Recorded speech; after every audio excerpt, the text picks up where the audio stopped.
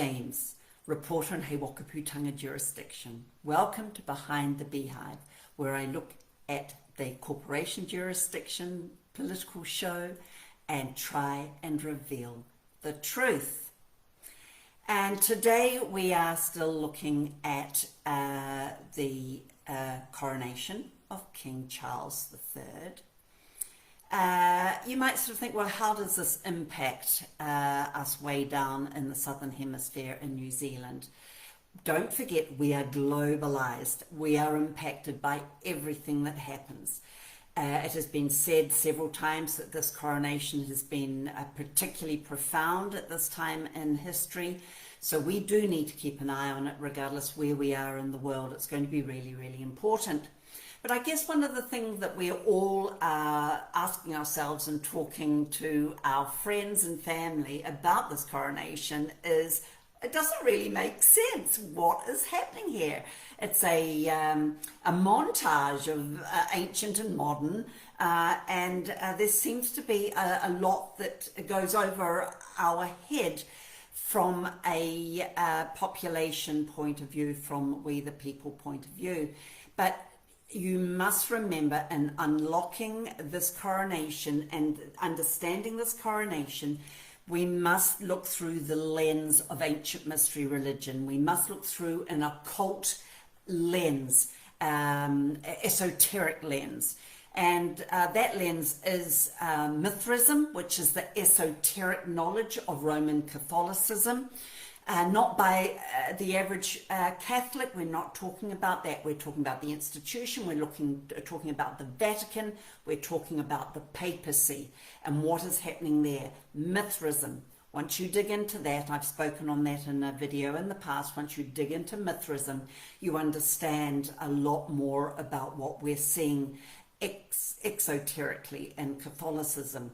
If you purchase my book, We Are Revolting, I do a deep dive into esoteric Catholicism, the Jesuit order, the occult, Mithraism, ancient mystery religion, because all this is the seat, the philosophical seat of the elites here, that the movers and shakers of our world today here in the 21st century. People, if you want to understand this coronation, you need to understand one thing. The movers and shakers of today are taking us back to the dark ages. Goodbye middle class, goodbye conscience and freedom of thought. Gone. You stay locked into the narrative. Once we're there, the Christian veil that's been placed over this esoteric Catholicism will be removed, and Mary will become Isis again, or Ishtar. Jesus, he'll become Tammuz, and so on and so forth. And all the ancient gods, the Greek and Roman gods, exactly the same, go even further back in history than ancient Greece, by the way, all built on top of each other. All those gods will come and be known for who they are. Westminster Abbey, also we need to understand that early on it was the seat of government. There was an area in that abbey that was where the nobles met and discussed the governmental decisions of England. So this coming together of government and religion, or state and the church, it was there. That's what we call the Dark Ages. We're going back there. So the significance of Westminster Abbey is becoming more and more relevant as we understand the times we're living in and where we're going. Now, also remember that England was one of the countries that didn't really banish the Jesuit order. Over 80 countries around Europe, including the Vatican, actually. One pope tried to banish the Jesuit order, and he was poisoned for his troubles. But England allowed them to stay in. And you'll have noticed back in Queen Elizabeth II's day, in her cloaks and a lot of her regalia, she had the Maltese cross. That's because she was of the Order of Malta, under the power and rule and authority of the Jesuit order.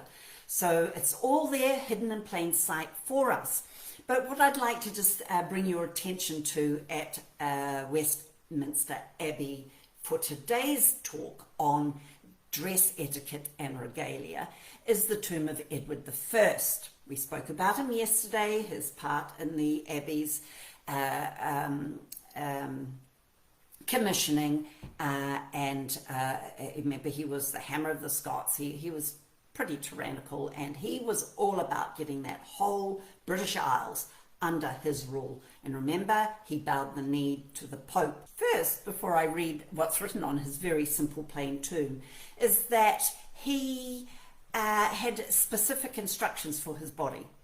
Not all of those instructions were carried out, but one thing that is carried out, and I'm not quite sure if it's still done today, but it was done for many centuries, is the top of his tomb, his sarcophagus, is not sealed, so that can be slipped off, because he wanted his body to be kept and preserved. So every few years, or at least once every 100 years, it was taken away. He was revealed for all to see, those people around that were attending to him. He was re-anointed, and herbs and the wax covering, everything was put over him. And over that time, different people that were allowed to see it did some sketching of what he looked like there in the tomb. And we can, because we know that, we can see a little bit of reflection to what we see in King Charles III's regalia. So, and we're going to talk about that in a minute. So what does it say around the edge of his tomb? Edwardus primus Scotorium melius hic est 1308 practum serva. In English, it says, here is Edward I, hammer of the Scots, 1308, keep the pact. Now, we're told that no one really knows what that pact is today. No, well, we don't. But I am very sure that those in power today, from the Vatican down to the elite, that 1% of the 1%, will know exactly what that pact is. And again, I'd like to suggest, as we look at the dress and the regalia, that I think we know who that pact is with. A pact is like a vow. Now, I had a wee look at the Cambridge Dictionary, and it said, for the word pact, a formal agreement between two peoples or groups of peoples. So that makes sense. I think we would understand that. The Merriam-Webster Dictionary says it like this: pact has peace at its root, because a pact often ends a period of unfriendly relations. The word is generally used in the field of international relations, where diplomats may speak of an arms pact or a trade pact or a fishing rights pact, but it may also be used in any solemn agreement. A coronation is a solemn occasion. Solemn agreement or promise between two people. After all, whenever two parties shake hands on a deal, they're not about to go to war with each other.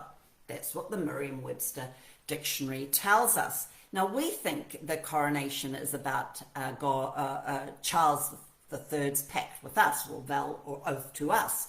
The coronation is about an oath to God, and also an oath from him to we the people. But as I have said in previous videos in this series, what we see exoterically is a whole different game than what the elite and those in the know in that ceremony know esoterically. We think they're speaking to us with the common dictionary. They're speaking a whole different language, a legalese, a language of their own. So I would like to suggest, yes, there is a pact going on, and that pact, just like Edward I had a pact with with Rome, the Vatican, the Pope, I'd like to suggest that Charles III is keeping that pact with the papacy. And as we look today's video, we will start seeing more and more evidence of this pact that I believe is between the monarchy of England and the Pope, who actually is a monarch himself. You know that, don't you? He sits on a throne and he appears to be God. He says he's God on this earth, and he wants to be like the Most High. Okay, so we need to understand that. Now, the other thing I just want to just pause on again is the stained glass window, the sackler window that I spoke about yesterday when I spoke about the video about the Westminster Abbey. What I didn't really go over properly was some of the symbols in that window. I spoke about a few things, but not the whole thing. But for today, to understand the dress and the regalia, we need to revisit that window just very briefly.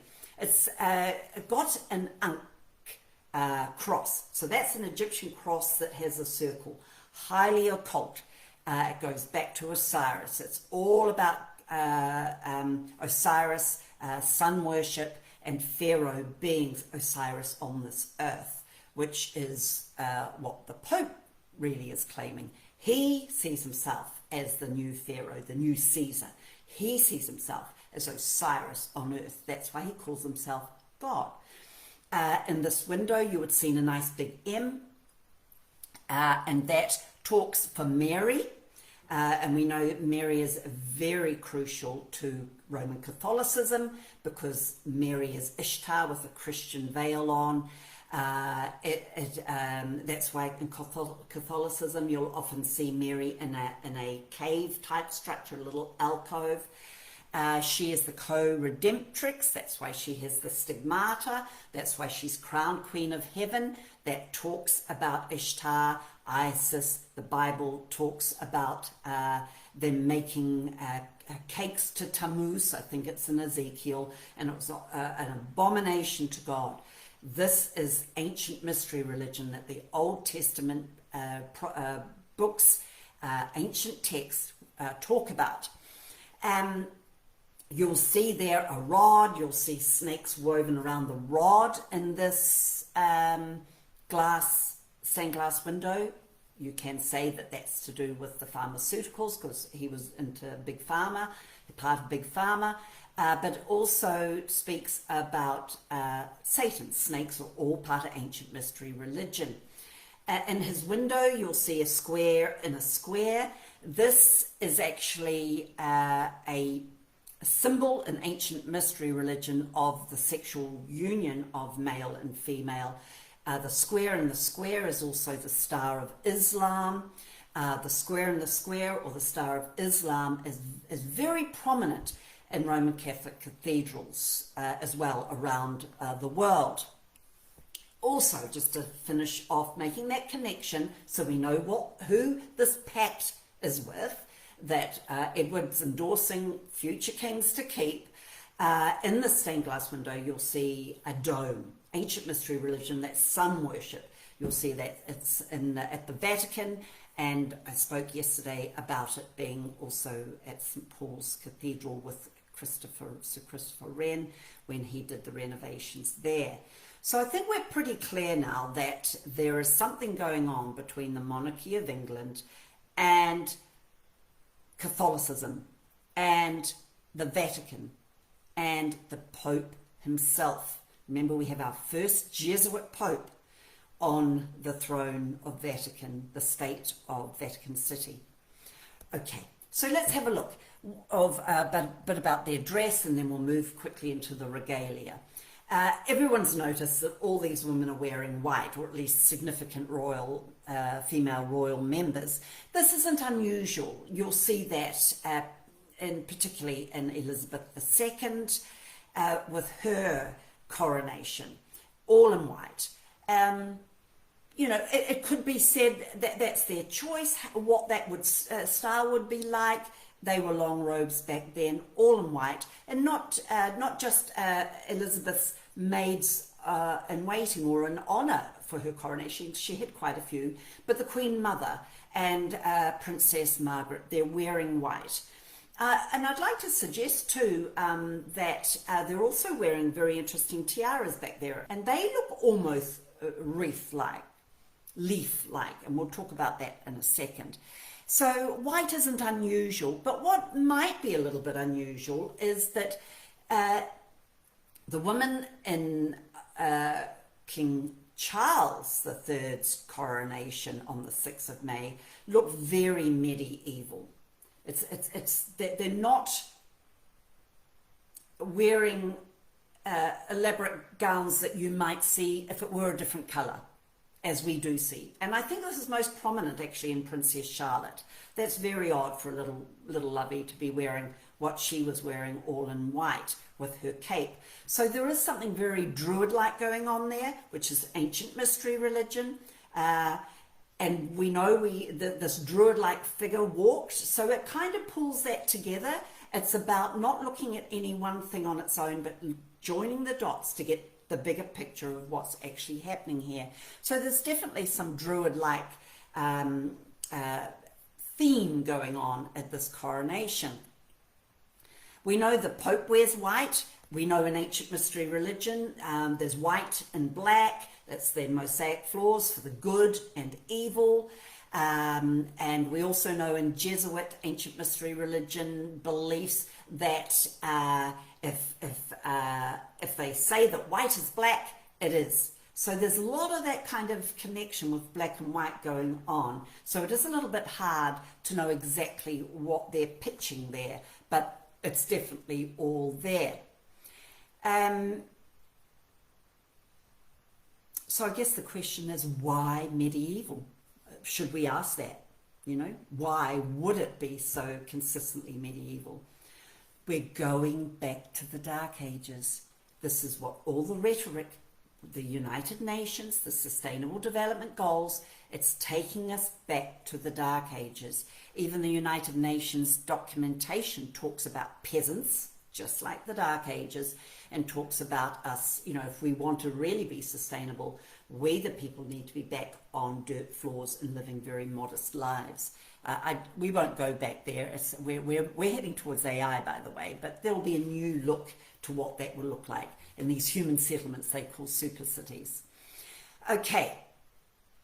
The other thing we notice is there were at least two ladies we saw wearing men's clothing, and that was Princess Anne. Now, she wears that quite a bit because she's often on the horse, and she was in, as the parade, the coronation moved back to the palace, she was on her horse. So that sounds sensible to me, you know.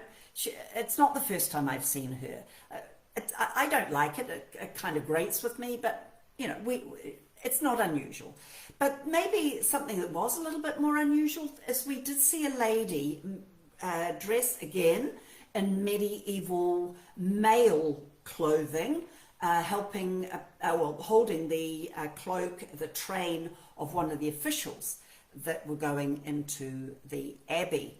That is strange. For me, it just harked back really to a sort of Shakespearean drama, which really, if you dig into that, was Jesuit drama. It kind of digs into that, where the females were the men, and often vice versa in those old dramas, and particularly pantomimes. We know that in good old British pantomimes that is the case. They swap over. So again, big question mark. We'd have to think about what that really meant. I think if anyone would like to dig in and find out the name of that lady, then you might be able to find out her connections. Clearly she's going to be right up there, but there will be a reason. These things don't happen.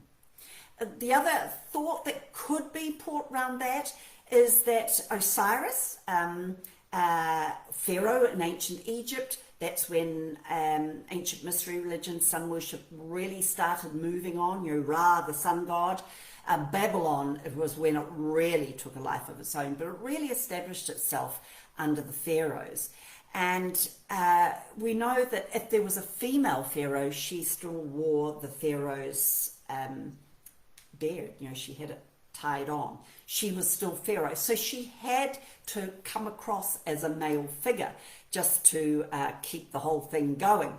And when we look into Masonic Masonry, same thing kind of works there as well. Once you get to 33-degree Freemasonry, there are significant changes. If we look at, I think it's Annie Besant, when we see her in her 33-degree Masonry outfit, it's more male, it's more manly clothing. So maybe there's a connection there with that as well. So that's just something for further investigation. So the laurel leaves that people, the women had around their heads, and I think that was pretty significant.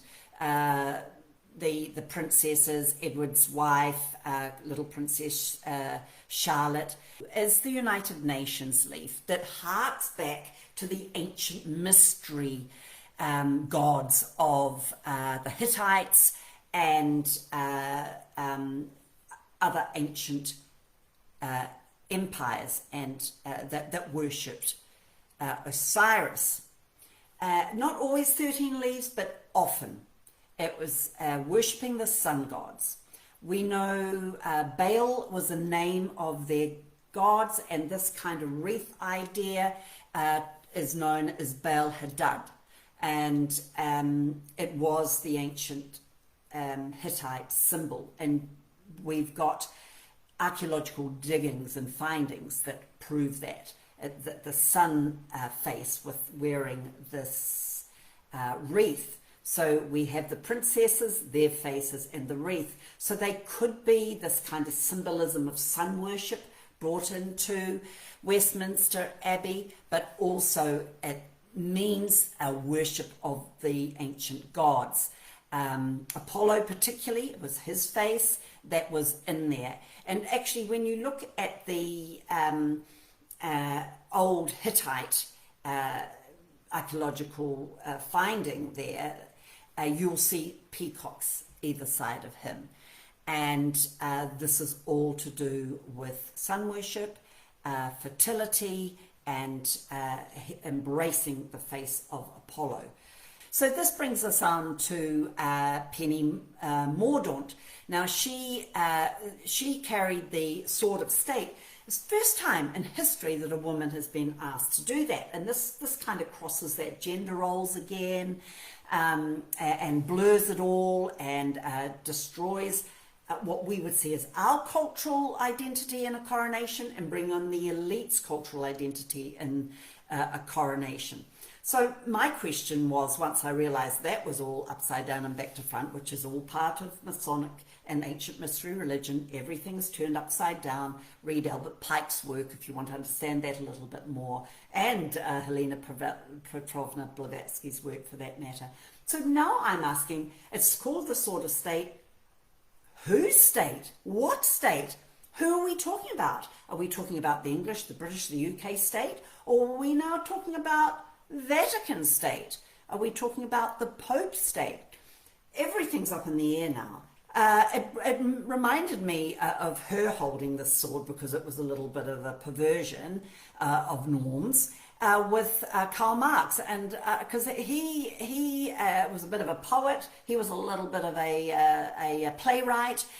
He was trained in London, the school there of is it School of Economics of London? I think it is. It's very Fabian Marxist university. He was there, and they groomed him ready to write the Marxist manifesto, and that was based on the Jesuit reductions in South America. I go all into this in We Are Revolting. This is a drama, and this is a line out of one of his dramas. Hellish evaporations rise and fill my brains until I will go mad, and my heart will not change dramatically. See this sword? The King of Darkness sold it to me. All existing is worth to be destroyed. Bringing order out of chaos. That's what Marxism was all about. Destruction for destruction's sake. Now, Pope Boniface the Eighth, he's in the 1200s, sitting right there around that time. We're talking about the Westminster Abbey and all this that was going on. He claimed what he called the spiritual sword, which meant it was a higher divine right of rulership than the temporal sword. So we have Charles with the temporal sword, but he, as we will see in today's video, is given that sword, his sword, he's laid it down at the Vatican altar so that the spiritual sword of the Pope has primacy over his temporal sword. We will come back to that when we look at the regalia. So, Penny Mordaunt, a real Marxist is what I've heard, a real socialist, so very unusual to be seen in such a role, but maybe very carefully chosen. She's known as the Lady in Blue, and I kind of think, who else do we know is the Lady in Blue? Well, don't we see Mary as part of the Catholic Church, the Virgin Mary in blue? She is the Lady in Blue because she is Isis. Remember, she's just got this thin Christian veil. This is Isis. This is Ishtar. And Isis and Ishtar, this is also talking about Libertas. All of these women or gods wore blue because prostitution, debauchery is all a part of ancient mystery religion. So these women are in blue. So it doesn't surprise me that Penny was known as the Lady in Blue. And you know, I believe she came in flat shoes and she put on her little cheeky high heels, just really, you know, her stilettos, ready for this coronation performance. And she was there in our faces all the time. So we need to look a little bit more about what she was wearing besides her little cheeky stilettos. She wore what was known as teal blue. Now, she is left-leaning in her politics. She tried to put her hand up to become our Prime Minister here in England, but Sunak got that. The teal colour of her dress is called Poseidon. Poseidon is a Greek god. It didn't surprise me when I read that her teal was called Poseidon. So let's look at Poseidon. He was a god of storms and seas and earthquakes, and we're getting a lot of very interesting earthquakes around the world now. Very interesting connections to HARPA and DARPA and NASA as they are moving on their document owning the weather by 2025. Already well owned by now, so don't think those earthquakes and storms and cyclones are necessarily natural events. Now, the other interesting thing that Poseidon has with him is the trident, the wavy lines and the straight lines. This is known to be part of this female-male union, the straight lines being the male genitive and the wiggly lines being the female. All interconnects, and you'll find sometimes in Roman Catholic cathedrals, you'll see Jesus, and he's got tridents on his head sticking out of his ears. What are they doing there? They're there because this isn't Jesus. This is Tammuz, just in a thin Christian veil being Jesus. It is a sexual connotation symbol, very prominent in Roman Catholicism. Also, when we look at Mary, who is Isis, the mother of harlots, or Libertas, the mother of harlots, that's who Statue of Liberty is, very manly face, but the mother of harlots. We know that they wore blue, she wore blue, and that's where we get today the saying blue movies, which is pornographic movies. The sword held up that way as an occult symbol as well.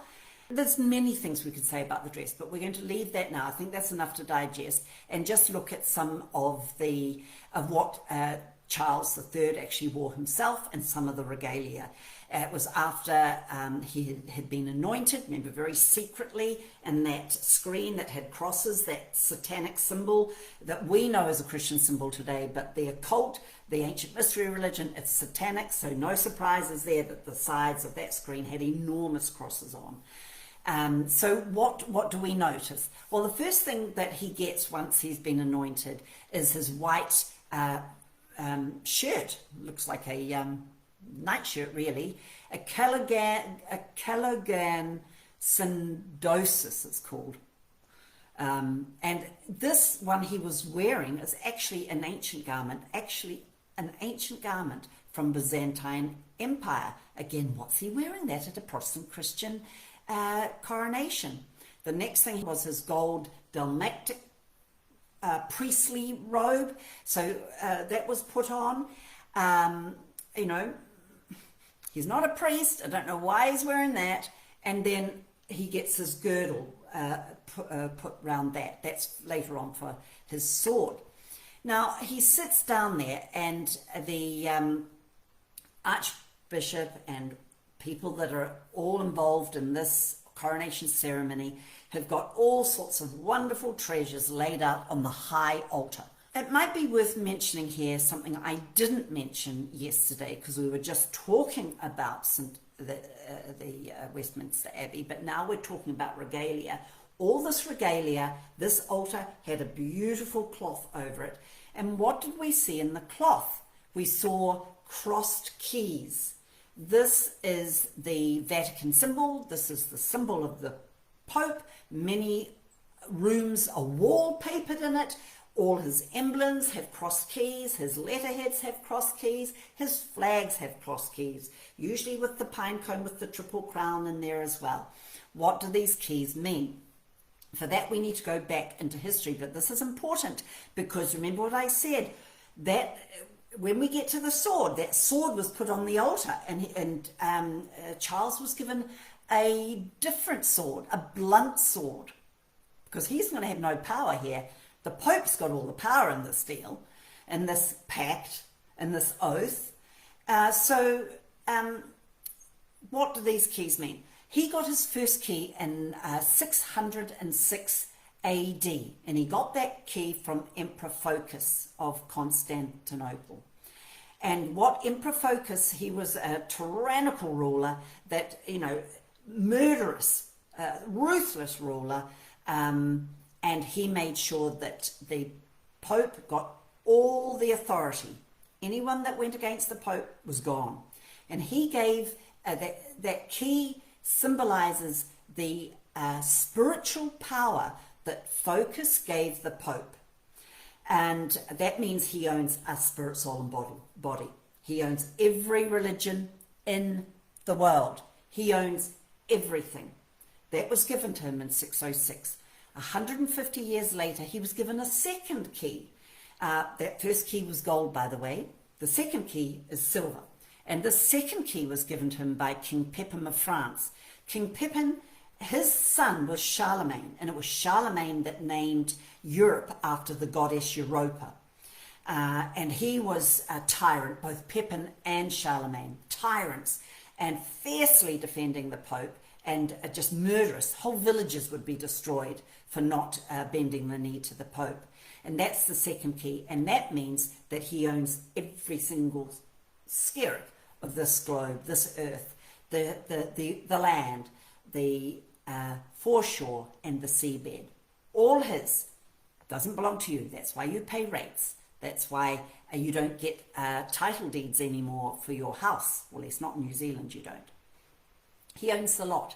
So this is very significant to see those keys, the declaration of ownership and authority and power that all King Charles III's regalia was put upon.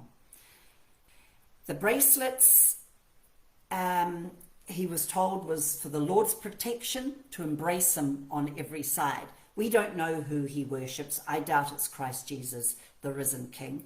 I would suspect it will be Osiris. Because on these bracelets, you will find the fleur-de-lis. We're going to talk about the fleur-de-lis when we talk about the crown. The fleur-de-lis is ancient mystery religion, blatant symbolism. So that is what you find there. They're known as the bracelets of sincerity and wisdom. You go into ancient mystery religion, you go into the occult, Masonic masonry, they'll talk about the ancient wisdom. So these are bracelets, had a Tudor rose on it as well, I've been led to believe. Now the next thing he gets given is a stole.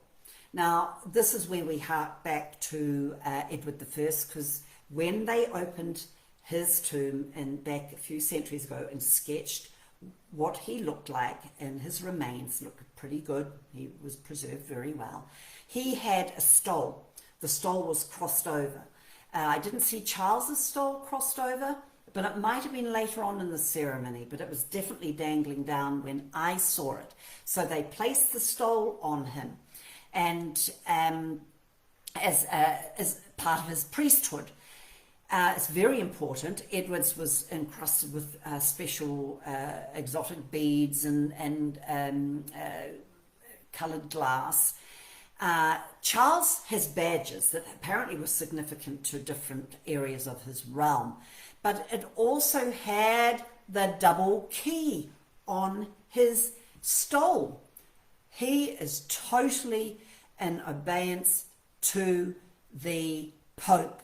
What was the double key ownership by the Pope doing on a Protestant king's stole? Given by Pepin and Phocas for temporal power and spiritual power. He also had a dove. We see lots of doves in this coronation, and if it were a Protestant, a Christian coronation, we would know that was the Holy Spirit. But I'm not seeing much Christianity here at all, and I'm suggesting that dove is also part of ancient mystery religion, because Uno, the god Uno, portrayed himself as a dove.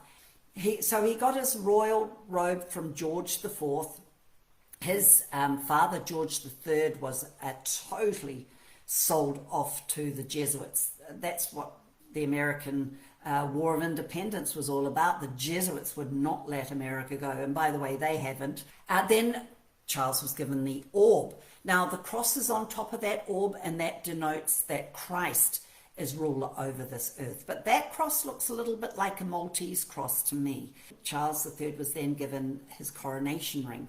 Now it's also known about the wedding ring of England. Now we kind of take that on board when we look at Elizabeth I, because she was the Virgin Queen, and so she had her ring, her sovereign ring, and she, for her, she was married to Mother England. She didn't get married in the physical.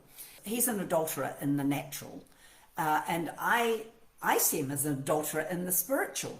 He gets the glove of mercy, and this is to remind him to use gentleness in his power. Well, he's totally in with the World Economic Forum. He's totally on board with the UN. He's spoken in both platforms.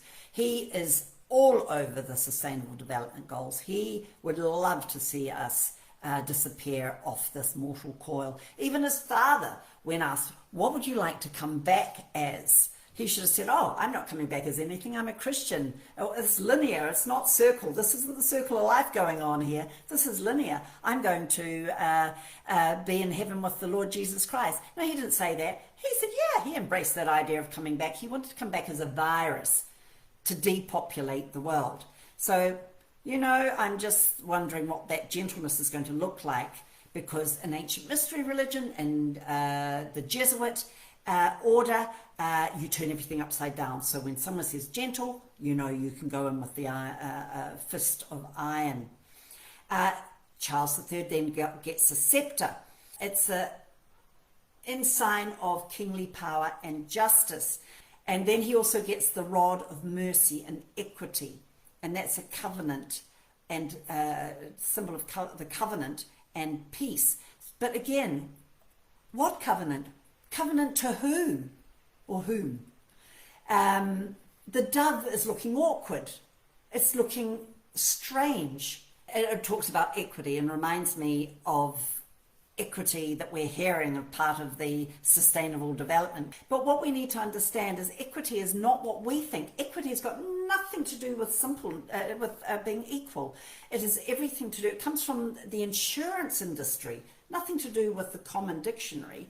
And the insurance, equity is you pay in money and what are you going to get in return? And this is part of the pact I'm suggesting to you that's going down behind our backs. Early in 2020, the Washington legislature an equity task force was assembled, and their definition of equity, so this went through the legislature in the US, equity equals disruption and dismantle. So what are we seeing in this coronation? Disruption of our culture, of our Christian culture, because Protestant Christianity is the seat of the West. This is the equity, I believe, that Charles was prepared to hold on to. And finally, just to finish this morning, we'll look at the crown. And the Archbishop of Canterbury takes that off the altar that's been dedicated, because it's got that double key to the Vatican, to the Pope. So everything is sitting on that altar. It belongs to the Pope and is just used as a ceremonial vessel. And that is put on both Charles's head and a Roman Catholic Camilla's head. Not the same crown, but they're both crowned. Now, what we'll find in common with both those crowns is the Maltese cross that we've talked about and the fleur-de-lis that we've also talked about. So let's look at the fleur-de-lis. It's a fertility symbol. It's actually a symbol of sexual intercourse, to say it bluntly. There it is on the crown. It's French, but it's been brought in because we know that the French sovereign did rule over England, and there's been that rivalry through history between England and France. It's a sexual union between the male and female deities. It's ancient mystery religion. So the Maltese cross is of yesteryear. That is where I'm going to leave it today. There's a lot more that can be said on the dress, Charles' ancient shoes that he decided to wear, but I'm going to leave that there. I think I've made the points to the dots I'm wanting to put together today. So thank you very much for joining me today. Bless you now.